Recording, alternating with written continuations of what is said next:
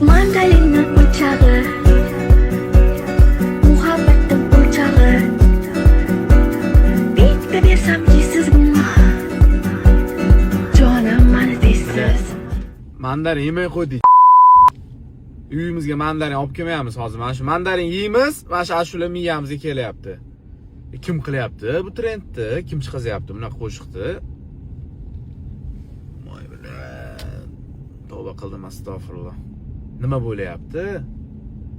Mandarin savdosi o'layapti, biznes o'layapti, bitta qo'shiqni deb mandarinni sota olmayapti odamlar. Olmay qo'yapti odamlar, shu qo'shiq hayolimizga kelmasin, miyamizga o'tirib qolmasin deyapti. Bo'ldi qilaylik. Tavba qildim, bir normal narsa. Men o'zimning kontentlarimni bir xil payt o'ylab yurardim. Noto'g'ri narsa qilmayapmanmi?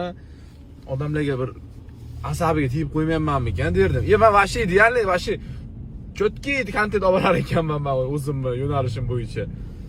Mana mandarinni po'chog'i, mandarinni muhabbatim bitta bersam yeysizmi? Jonim, men bilay yodlab oldim. Yodlolmasdim men qo'shiqlarni, men qo'shiqni yoddan bilyapman o'sha. To'xtatinglar, mandarinchilar savdosi, biznesini qilsa mandarin biznesi o'lyapti O'zbekistonda, yemayapti hech kim mandarin. Xotinimda uydagilarimni Instagramdan o'datib tashlaganman, mana shu qo'shiq chiqib qolmasin, miyasiga o'tirib qolmasin deb, zaharlanmasin deb. Tavba qildim.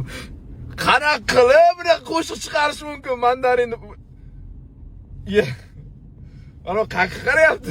Chiqarishmasimi?